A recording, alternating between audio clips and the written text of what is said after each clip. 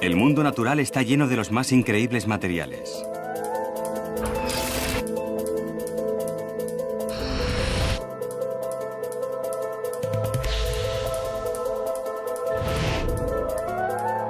Más resistentes que el acero.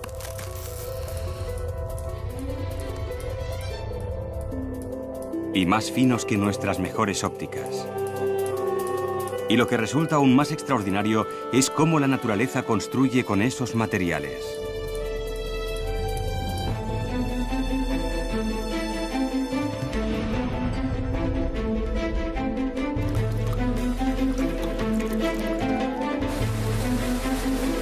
En los últimos años, los científicos han empezado a fijarse en la naturaleza con nuevos ojos. Y lo que están descubriendo promete nuevos materiales. Más cálidos. Más fuertes. Más inteligentes. Más ecológicos.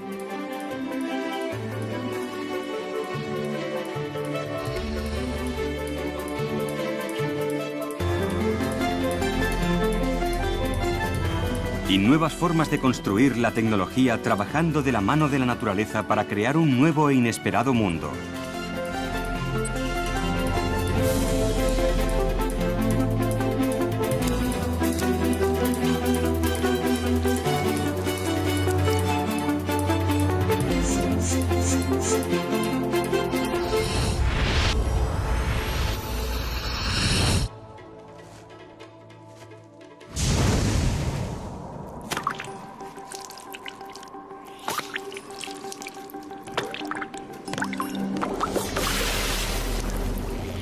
Tecnología natural.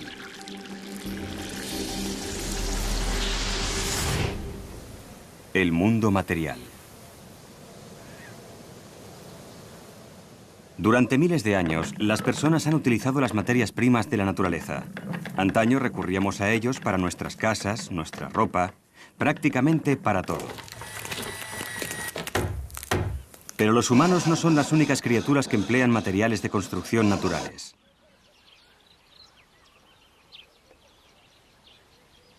Aquí, en el norte de Namibia, un par de calaos han empleado el barro para sellar su nido. La hembra ha quedado encerrada en el agujero del nido, tras una pared de barro, dejando solo un pequeño hueco lo suficientemente grande como para que su pareja le pase alimento, pero lo bastante pequeño como para dejar fuera a los depredadores.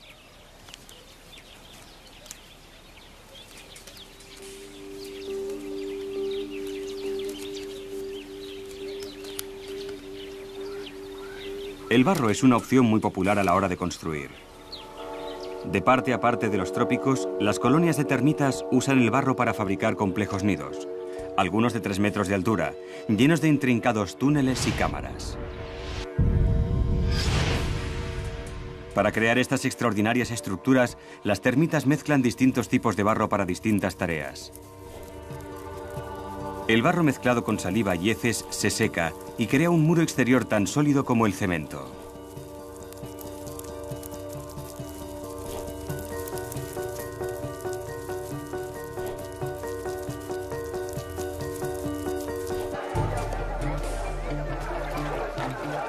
Las personas llevan también siglos utilizando el barro y han descubierto, como las termitas, que este mezclado con otras sustancias diversas produce materiales de construcción con distintas propiedades. Es un material de construcción versátil y se ha utilizado para crear extraordinarias estructuras. La gran mezquita de Djenné, en Mali, es el mayor edificio del mundo construido con ladrillos de barro. Esta impresionante construcción está hecha a base de ladrillos secados al sol y unidos por medio de un mortero de barro o cola y después revestidos de una argamasa de barro liso. La mezquita tiene casi 100 años de antigüedad y durará varios siglos más si se mantiene adecuadamente. Los malienses y las termitas dan con las mismas soluciones a la hora de construir, siguiendo un procedimiento empírico.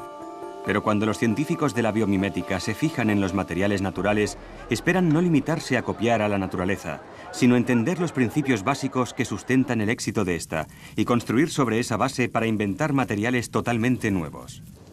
Y eso es exactamente lo que ha ocurrido con la madera, un material aún más versátil que el barro. La madera está hecha de fibras largas y resistentes y la usan las avispas para construir sus nidos.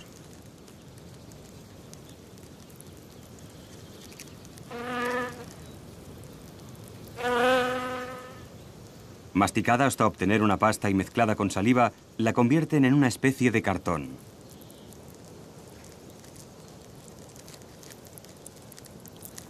Es resistente y proporciona un buen aislamiento. En suma, un excelente material de construcción. Y las avispas están rodeadas de él.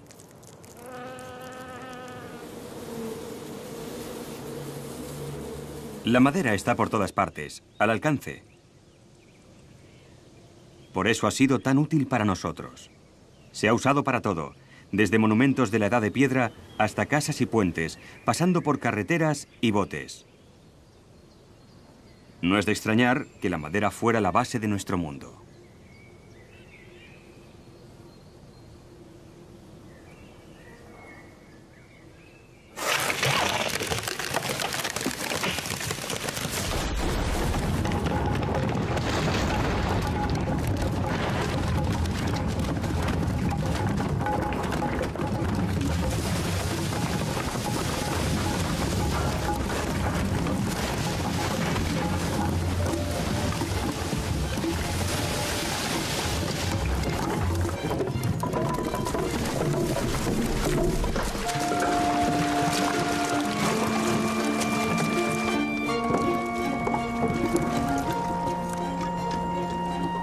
A diferencia del barro, la madera es un material complejo y sofisticado. Tiene que serlo porque sostiene las mayores estructuras de la naturaleza.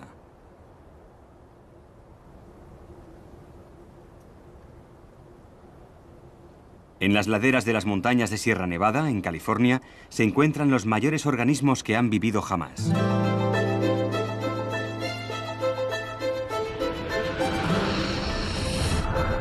Estas secuoyas se elevan hasta 80 metros por encima del suelo del bosque, aunque algunas llegan incluso a los 100 metros de altura.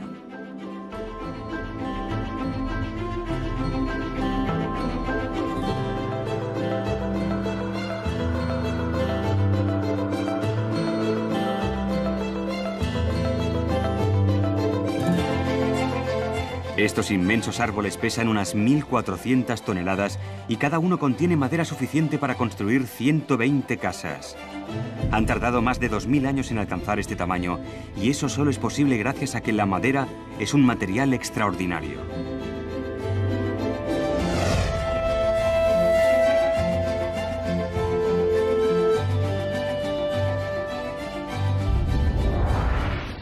Las fibras que componen la madera son largos y pequeñísimos tubos huecos que transportan el agua de las raíces a las hojas, el sistema de fontanería del árbol.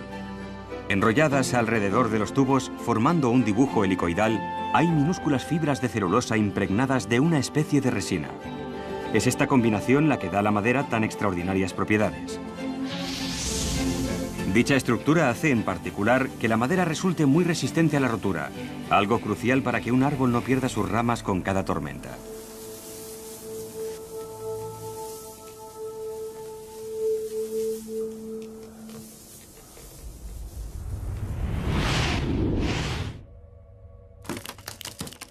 Si la fuerza ejercida sobre una rama es suficiente para producir una grieta, la grieta simplemente va siguiendo las fibras en espiral que absorben su energía e impiden que ésta se extienda más.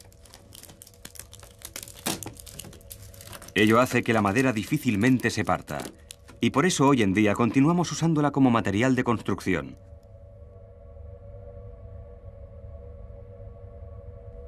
¿Pero podemos nosotros superar a la naturaleza?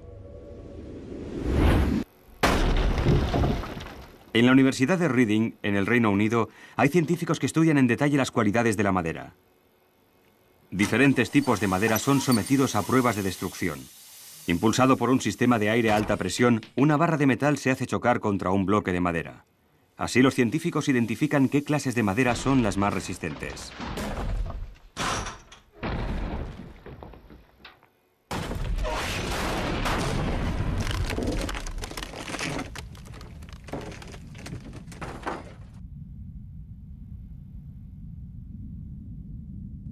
Basándose en esos resultados, inventaron un nuevo y revolucionario material, una especie de madera artificial. Está hecho a base de resina con fibras que discurren por ella e imita a la perfección los nudos de la madera, con muchas de sus propiedades de dureza. Tanto que es uno de los materiales más resistentes que se ha fabricado jamás. Aún hay que darle un uso práctico, pero es lo bastante fuerte como para fabricar con él blindaje antibalas. Pero la madera es algo más que resistente. También puede ser inteligente.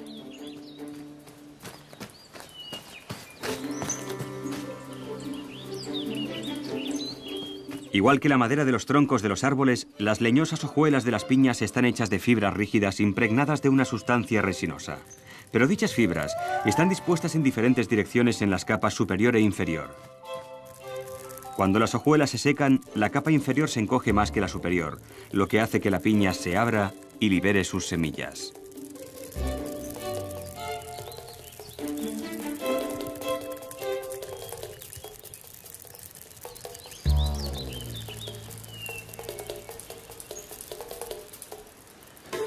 Un diseñador está estudiando un tejido de vestir que funciona de la misma manera. Cuando el tejido empieza a humedecerse a causa del sudor, secciones de la tela se levantan para proporcionar ventilación.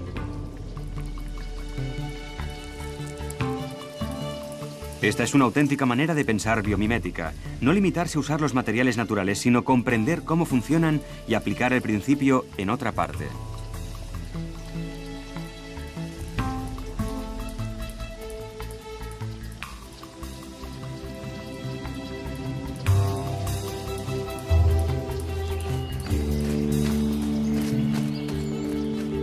Pero esta forma de pensar no es totalmente nueva.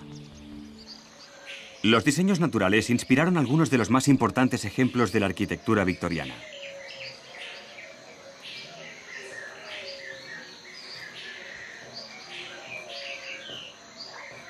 En 1849, el botánico Joseph Paxton tuvo que construir un nuevo invernadero más grande para sus lirios Victoria en constante expansión. Dichas plantas producen enormes hojas de hasta 2 metros de ancho. De ahí el problema de Paxton. Sin embargo, esas mismas hojas le dieron la solución a su problema.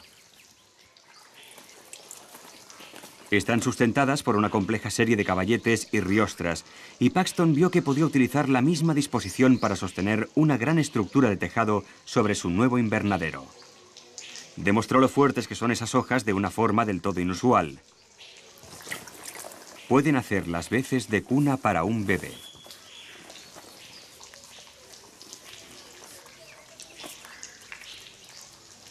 Paxton tenía tanta confianza en la resistencia de la hoja que confió a su pequeña hija, a este equivalente victoriano, a una cama de agua.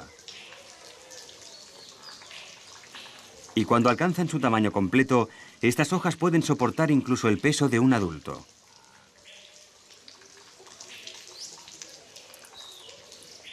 Construyó su invernadero según estos principios bioinspirados y tuvo tanto éxito que continuó y construyó estructuras aún más grandes, como el magnífico Palacio de Cristal.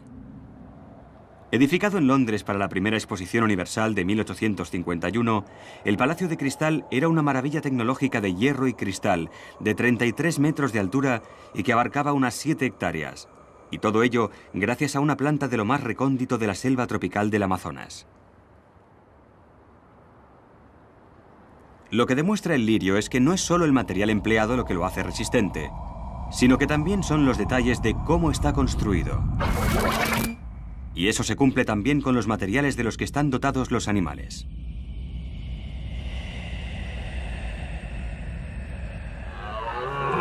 Cuando llega el otoño a las montañas rocosas de Norteamérica, la naturaleza pone en escena la espectacular demostración de uno de sus materiales más extraordinarios.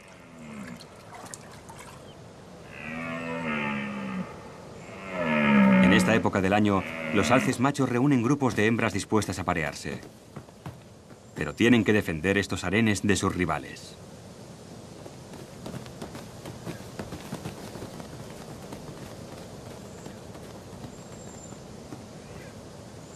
A ese fin, La naturaleza los ha dotado de resistentes cornamentas hechas de hueso.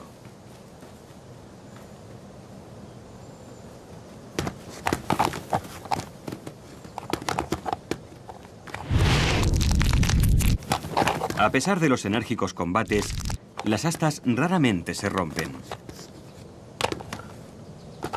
Pero el hueso es pesado, por eso la naturaleza economiza todo lo posible. Por dentro los huesos son parcialmente huecos, pero ocupados por una compleja red de arcos y vanos.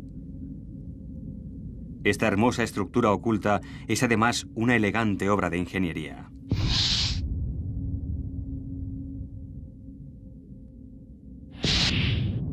Las riostras óseas se tienden a lo largo de las líneas de tensión del hueso y son más fuertes donde notan las cargas mayores. Es lo más resistente posible, pero usando el mínimo material. Hasta nuestros propios esqueletos pueden ser una fuente de inspiración.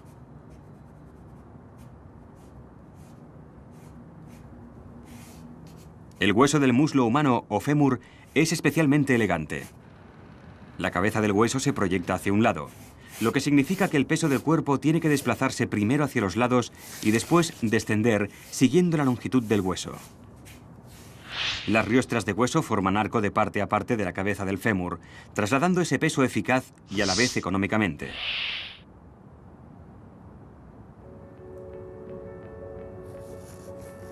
Y los arquitectos se dieron cuenta de que podían aplicar exactamente esos principios a la hora de construir edificios altos.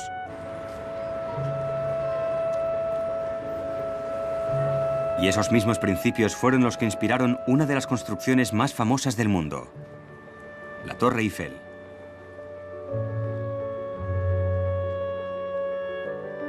Gustave Eiffel usó la estructura del fémur humano al construir su torre de 300 metros, la edificación más alta del mundo hasta 1930.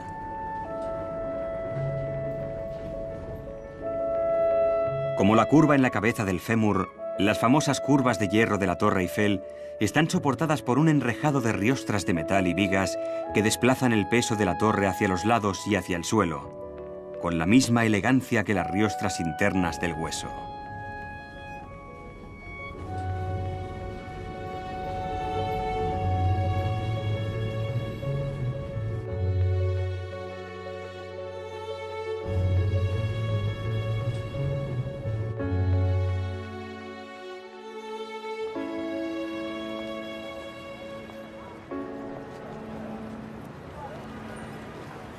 Estos últimos años, diseñadores e ingenieros se están fijando en la forma en la que la naturaleza construye cuerpos y obtienen inspiración para todo, desde nuevos puentes y edificios hasta coches. Los coches tienen que ser robustos, pero no pueden pesar demasiado ni quemar demasiado carburante. La naturaleza se enfrenta al mismo problema, y por esa razón tanto animales como plantas solo ponen material exactamente donde lo necesitan. Por eso este coche en forma de pez, el pez cofre, puede resultar un buen modelo de coche económico. Y cuando los ingenieros de Daimler Chrysler diseñaron un chasis empleando un programa de ordenador que, al igual que el pez cofre, ponía más material allí donde las cargas eran mayores, descubrieron que iban a tener el chasis más ligero y resistente que habían fabricado jamás. En vertebrados como peces, mamíferos y aves, el esqueleto obtiene su fuerza del material del que está hecho el hueso y de la forma en que está construido. Los vertebrados se desarrollan en torno a la parte externa de estas riostras óseas internas, un sistema que funciona bien en los animales más grandes, como estos moas, gigantescos pájaros extintos. Pero existen otros tipos de esqueleto. En los insectos ocurre totalmente a la inversa. Su esqueleto está en el exterior, un exoesqueleto. El insecto cuelga de la parte interna de una carcasa protectora. La óptima solución de ingeniería para pequeñas criaturas. Los huesos están reforzados con depósitos de pesado fosfato cálcico, pero los insectos muy pequeños no pueden soportar tanto peso. La selección natural ha tenido que inventar una solución de peso ligero, una estructura hecha de fibras de una sustancia llamada quitina, incrustada en una matriz. Como el contrachapado, cada capa de fibras discurre en un ángulo ligeramente distinto, lo que hace que el exoesqueleto sea muy fuerte en todas las direcciones. Tan resistente como para que los ciervos voladores machos usen sus mandíbulas como las astas de un alce para luchar unos contra otros por las hembras. Otros insectos usan sus mandíbulas para su fin original, comer.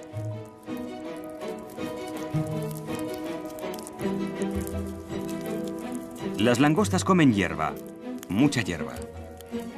Las hojas de hierba están protegidas por minúsculos cristales de sílice que desgastan la mayoría de las sustancias. Pero las mandíbulas de una langosta pueden con ellos. Y antes de correr el peligro de que se desgasten, una langosta joven puede sustituirlas desprendiendo toda su protección exterior.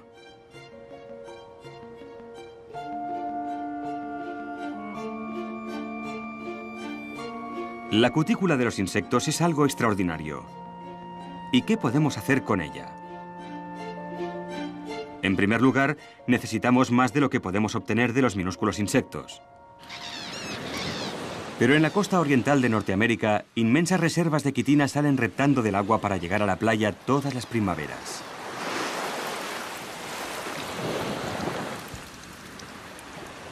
Los cangrejos cacerola no son insectos, pero tampoco son cangrejos. Son criaturas primitivas emparentadas con las arañas que llevan millones de años concentrándose en las playas para desovar. Pero, como en los insectos, sus caparazones están reforzados con fibras de quitina.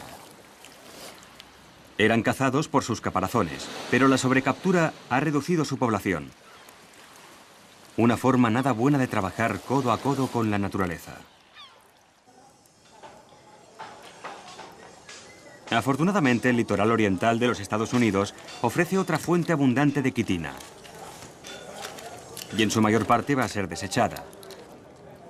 Una fuente mucho mejor. Las fábricas de conservas de cangrejo de toda la bahía norteamericana de Chesapeake extraen la valiosa carne para enlatarla. Pero los caparazones pueden poseer igual valor. Los caparazones de cangrejo contienen también quitina en cantidad, pero está impregnada en carbonato cálcico. Sin embargo, al tratar las cáscaras con ácido, este se puede disolver, liberando la quitina para su uso.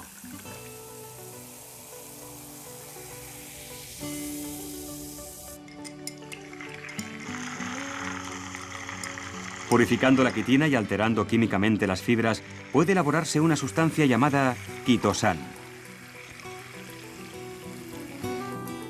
En su forma más pura se usa para fabricar lentes de contacto, cremas faciales y vendajes.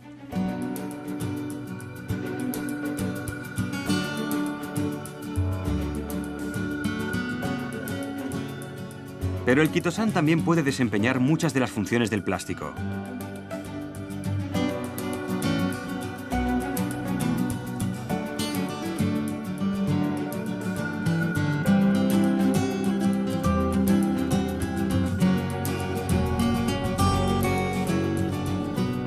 Y aún mejor que el plástico, es biodegradable.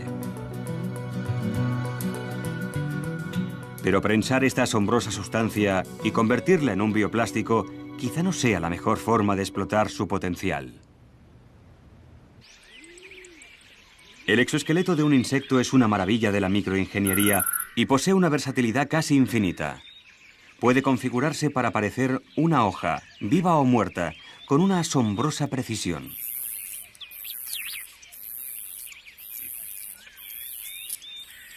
Hasta imita los agujeros mordidos por otros insectos.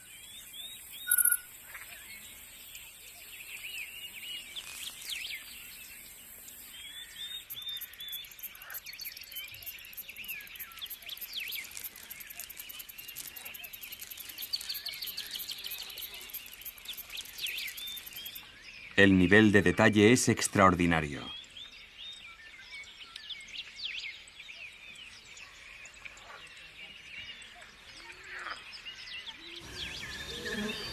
Escondida en esta flor de orquídea hay una mantis de las orquídeas.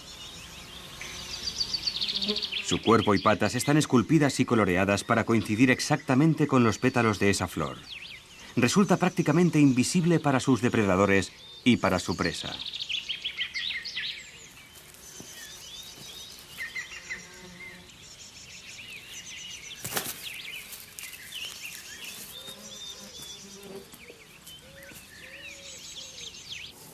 Pero observen con más atención.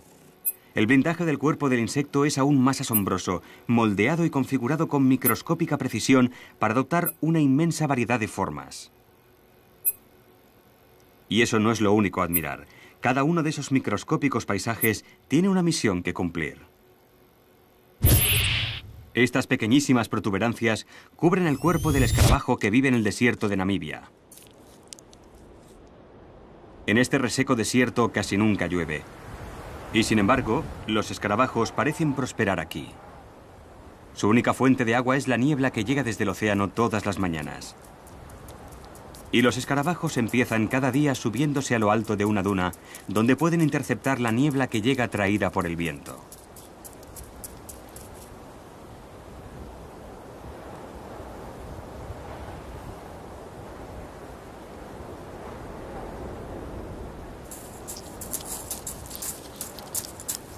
Esas microscópicas protuberancias ayudan a que el agua se condense en sus cuerpos. Las puntas de los bulbos atraen el agua, mientras que los canales que hay entre ellos la repelen. Ello obliga al agua a formar gotitas que descienden hasta la boca del escarabajo. Una estrategia de supervivencia en el desierto que podría ser de ayuda en las demasiado frecuentes crisis de agua que se producen en el mundo humano. Una empresa está diseñando tiendas de campaña para refugiados que funcionan de la misma forma. Dichas tiendas pueden condensar el agua del aire todas las mañanas, incluso en zonas en las que el agua subterránea escasea. En ese caso, entender cómo vive un escarabajo del desierto puede marcar la diferencia entre la vida y la muerte para estas personas. Y todo ello gracias a la extraordinaria concepción de los esqueletos de los insectos. Sin embargo, toda esa compleja estructura se descarta y sustituye cada vez que el insecto muda, lo que parece en cierto modo un desperdicio.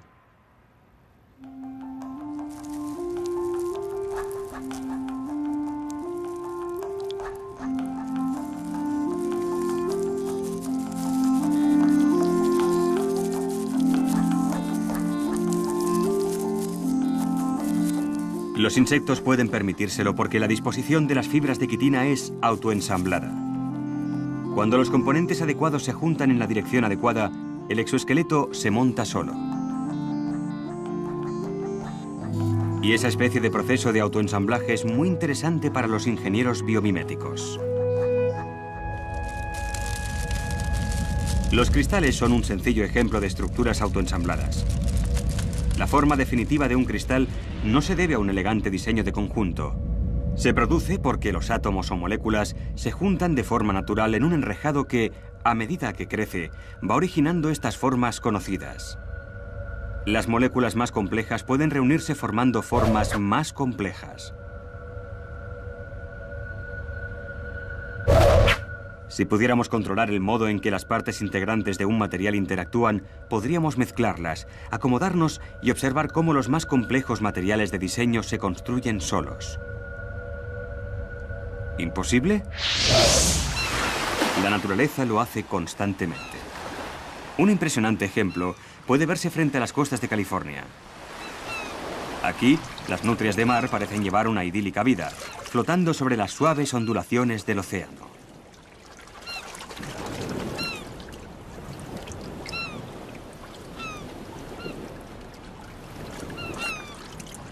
Y cuando tienen hambre, lo único que tienen que hacer es zambullirse, llegar hasta el fondo y picar un sabroso crustáceo.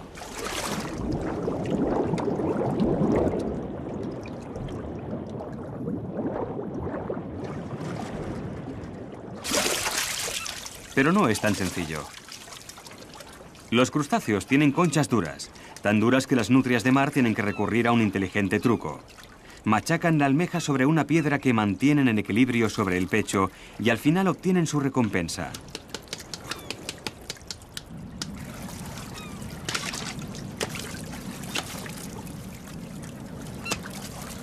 Aunque el truco de las nutrias de mar parece muy ingenioso, lo más interesante en realidad son las conchas descartadas. ¿Por qué se ha esforzado tanto esta nutria de mar para obtener su alimento? Al fin y al cabo, estas conchas están hechas solo de carbonato cálcico, tiza corriente, y eso no es nada duro.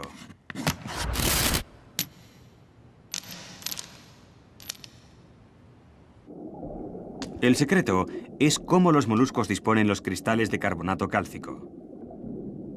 Una concha consta de varias capas, pero la capa iridiscente interior, la capa de madreperla, el nácar, es la parte más espectacular. La ampliación de la concha miles de veces revela una intrincada estructura, cristales planos de carbonato cálcico asentados en una matriz proteínica.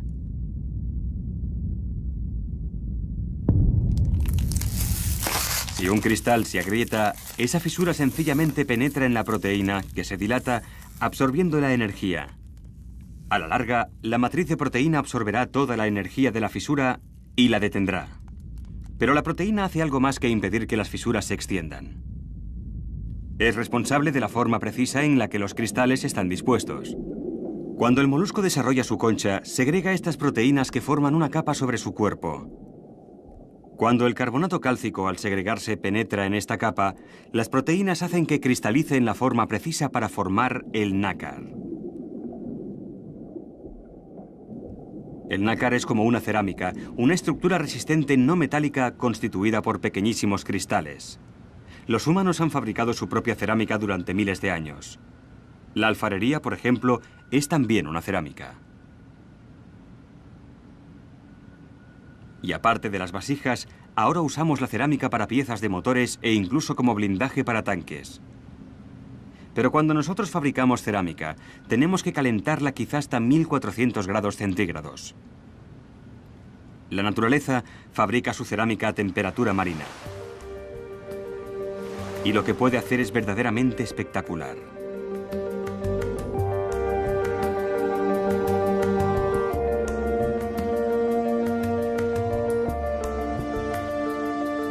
Y esta cerámica elaborada por humildes moluscos es 2 veces más fuerte que la que nosotros podamos fabricar.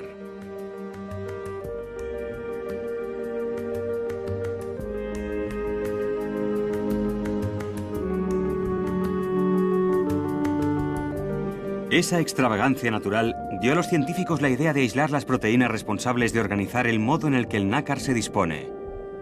Después, al cambiarlas, esperan poder crear todo tipo de intrincadas estructuras, quizá incluso chips de ordenador mucho más potentes de los que se pueden llegar a fabricar con los métodos actuales.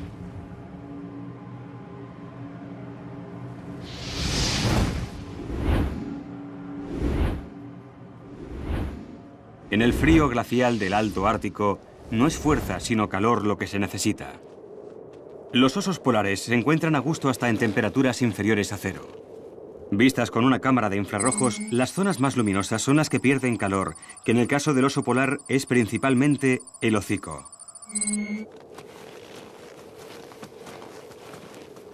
El resto de su cuerpo está extraordinariamente bien aislado, aparte de las puntas de los dedos de los pies. En medio de las extensiones nevadas está casi tan bien camuflado visto en infrarrojos como a la luz normal. El equipo de supervivencia del oso polar en el Ártico es su pelaje. Cada pelo es transparente y hueco, y antes se creía que conducía el calor del sol hasta la piel. La piel del oso polar es negra, y es la que absorbe ese calor. Ahora los científicos no están tan seguros, pero de todos modos era una buena idea. Por eso, científicos del Instituto de Tecnología Textil de Denkendorf, en Alemania, han desarrollado una piel de oso polar artificial que funciona de ese modo, guiando la radiación de infrarrojos y ultravioleta hasta una capa base negra. Esas fibras, por sí solas, no constituyen un aislamiento tan bueno como el pelaje del oso polar, pero una capa transparente encima mejora las prestaciones globales atrapando una capa de aire caliente.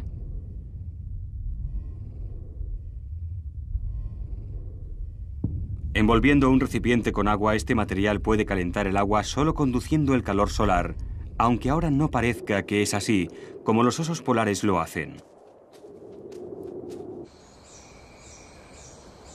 Cuanto más nos fijamos en el microscópico detalle de las estructuras de la naturaleza, más descubrimos lo que pueden hacer. Todas las plantas de un bosque tropical dependen de las lluvias torrenciales para sobrevivir. Pero estas también pueden crear problemas. La lluvia arrastra la tierra, que puede cubrir las hojas y no dejar pasar la luz. Peor aún, Las hojas mojadas pronto crearán una capa de musgo en este cálido y húmedo ambiente.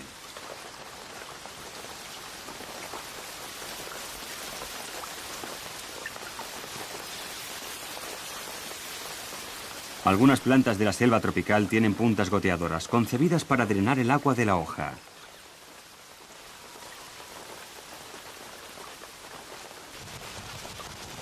Pero algunas no parecen mojarse en absoluto, por mucho que llueva.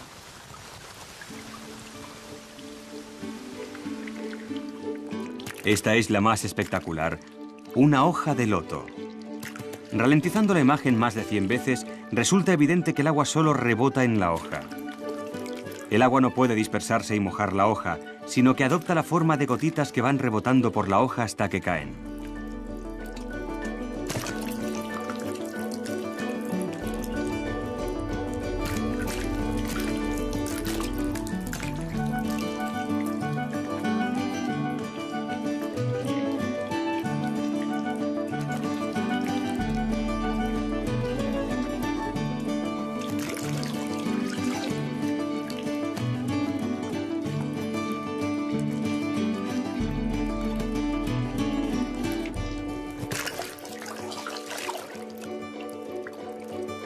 De nuevo, el secreto está en el detalle microscópico de la hoja del loto. Su superficie está cubierta de diminutas protuberancias, cada una de ellas rematada por una capa cerosa. Esos remates repelen el agua, obligándola a encaramarse sobre las puntas de las microscópicas protuberancias. Incapaz de alcanzar la superficie de la hoja, lo único que puede hacer el agua es rodar formando una esfera. Y dado que es repelida por los minúsculos bultos, no hay nada que le impida resbalar cayendo de la hoja.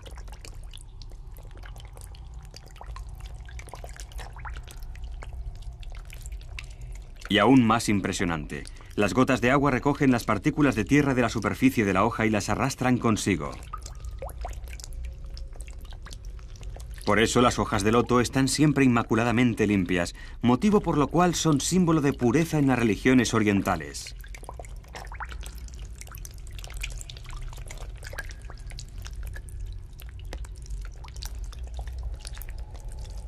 Un detalle demasiado bueno para que la ciencia lo pase por alto.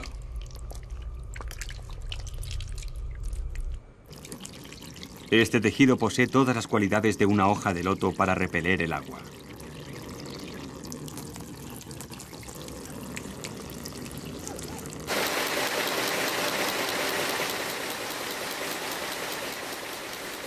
Para lograrlo, primero hay que tejer una tela fuerte y densa.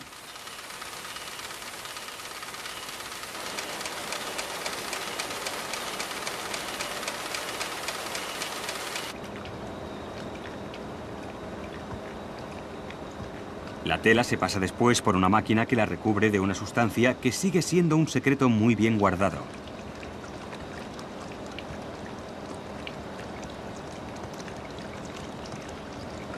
Cuando se seca, ese revestimiento crea millones de microscópicas protuberancias en la superficie de la tela que funcionan del mismo modo que las de una hoja de loto, lo que da origen a un tejido que no solo repele el agua, sino que se autolimpia.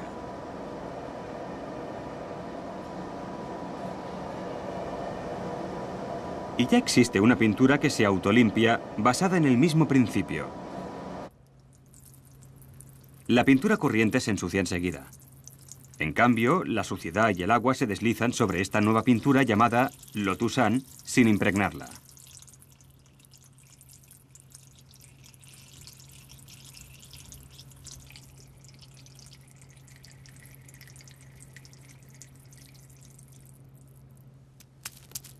Un revestimiento similar sobre esta cuchara equivale a que el agua pura y corriente captará toda la suciedad y dejará la cuchara totalmente limpia.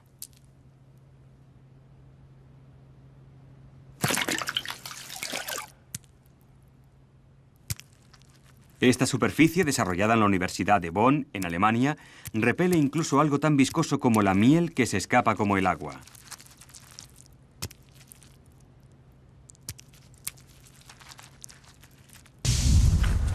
¿Verdad que será estupendo cuando se invente el zapato con autolimpieza?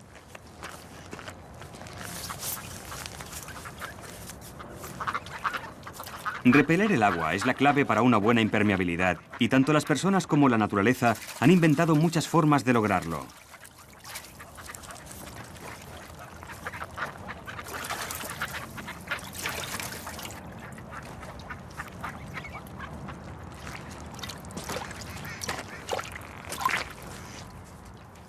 Usamos tejidos revestidos de aceites que repelen el agua.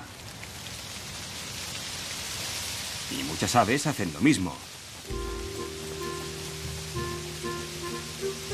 Extender una capa de aceite sobre sus plumas. Lo que significa que el agua resbala como, bueno, el agua sobre el lomo de un pato. Por eso los patos serían la opción clara a la hora de buscar mejoras en la impermeabilidad. Pero en la biomimética, las opciones más claras no siempre son las mejores.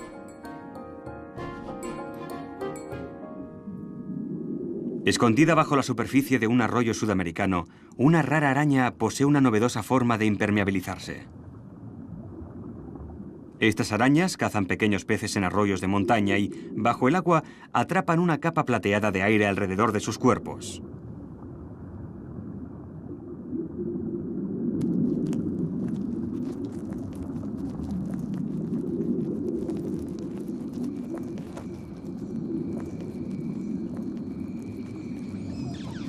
Pero cuando salen del agua, están completamente secas.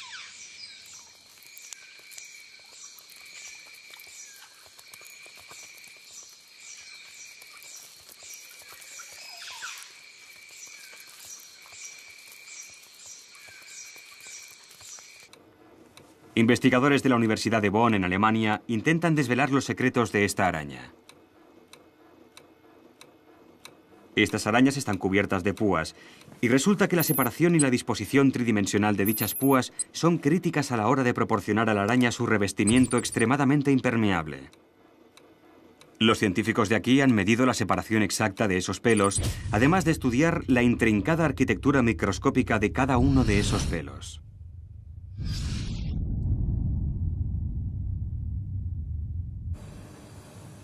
Usando esos descubrimientos, los investigadores han desarrollado un tejido ultraimpermeable. Como prueba, fue sumergido en agua durante 4 días y salió de ella totalmente seco.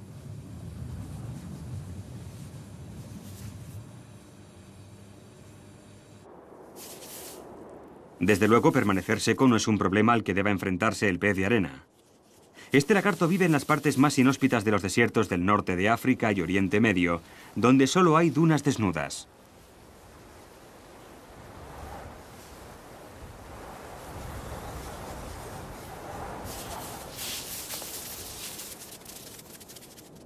Lo llaman pez de arena porque, cuando se siente amenazado, puede enterrarse en la arena.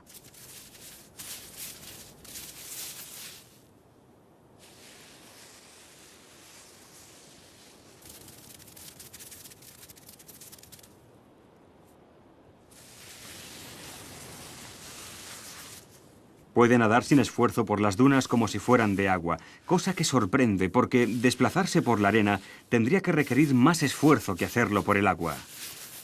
Por eso, científicos de la Universidad Técnica de Berlín decidieron estudiar más de cerca esa capacidad.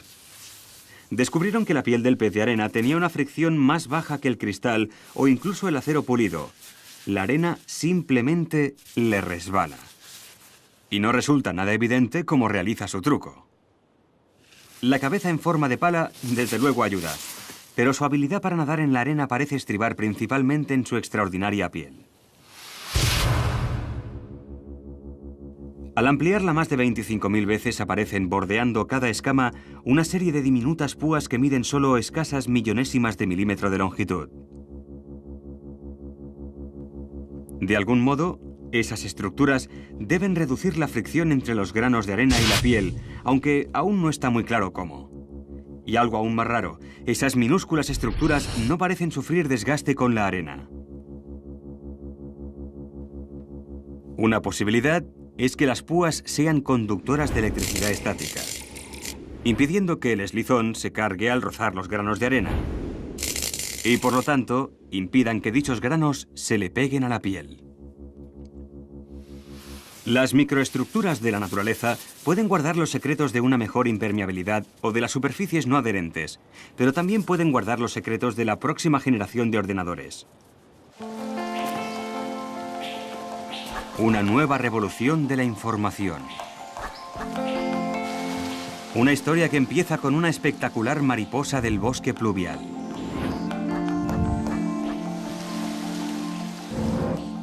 El vistoso azul de una mariposa morfo brilla como un faro en medio del bosque tropical. Puede verse a medio kilómetro de distancia, exactamente lo que la mariposa quiere para atraer a una pareja.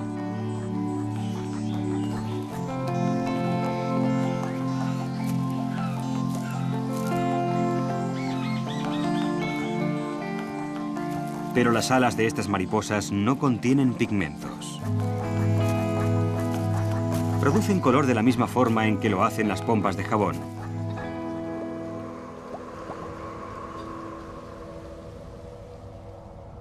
Estos relucientes colores son producto del reflejo de la luz dentro y fuera de la burbuja y cambian según el ángulo de visión.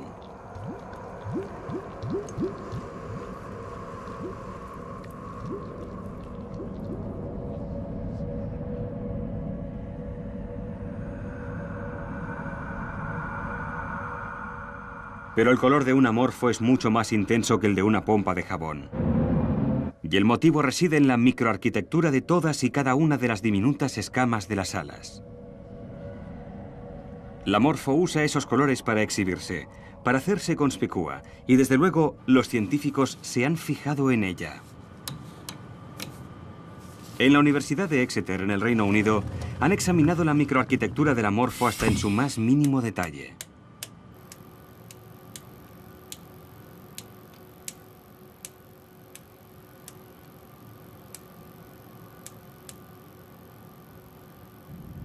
Cada escama está cubierta de crestas.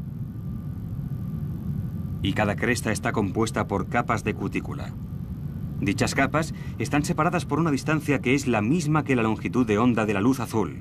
Y por lo tanto, cada vez que la luz rebota en cada una de esas capas, solo se refleja la luz azul, y la separación exacta de las capas significa que sucesivas ondas de luz azul se van solapando, reforzándose e intensificando el color.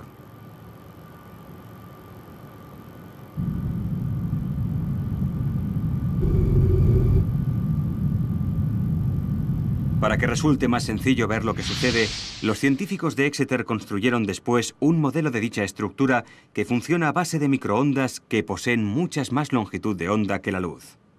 Y descubrieron que los espacios entre las crestas y las escamas de las alas están estructurados de tal forma que la luz no queda atrapada. Toda ella se refleja, lo que contribuye a la luminosidad del color.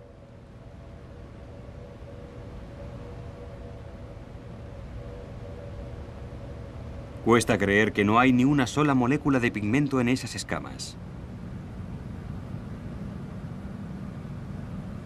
Fabricantes japoneses han incorporado esas ideas a un tejido llamado Morphotex, a base de nylon y poliéster, dispuesto de la misma forma que las capas de cutícula en las escamas de las alas de un amorfo. El Morphotex brilla con colores interpuestos que nunca se decoloran. Y hay empresas de cosméticos que ya están desarrollando pintalabios con el mismo efecto. Pero la lección del amorfo es aún más profunda. Cada escama es en realidad un cristal fotónico, un dispositivo que puede transmitir luz, el equivalente óptico de un transistor. Los transistores revolucionaron la electrónica e impulsaron la revolución de los ordenadores. Los cristales fotónicos podrían impulsar una nueva revolución de la información, la de ordenadores ópticos aún más rápidos y más energéticamente eficientes. Y es muy posible que la naturaleza nos señale el camino. Con esta nueva forma de ver el mundo, las posibilidades son infinitas. La tecnología moderna ha creado ya toda una gama de nuevos materiales basados en ejemplos de la naturaleza. Pero a veces, la naturaleza sigue yendo aún un paso por delante.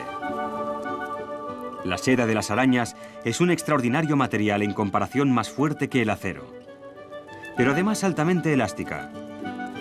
Está hecha de hebras de distintas proteínas y las arañas pueden producir distintas clases de seda según sus necesidades. Se almacena en forma líquida y se solidifica formando hebras a medida que va saliendo a través de diminutos inyectores en el extremo posterior de la araña. Sin embargo, nunca hemos sido capaces de copiarla. La seda de araña sintética sigue siendo el santo grial para los biomiméticos. Probablemente algún día lo lograremos. Pero la observación de la araña tejiendo esas hermosas estructuras es un buen recordatorio de que tardaremos cierto tiempo en ponernos a la altura de 4.000 millones de años de evolución.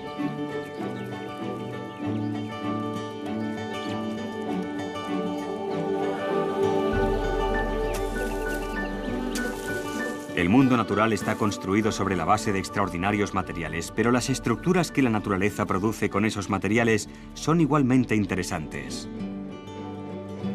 Ellas guardan la lección de cómo administrar la energía de forma eficiente y limpia. Una lección que, al iniciar el siglo XXI, la humanidad tiene que aprender con urgencia.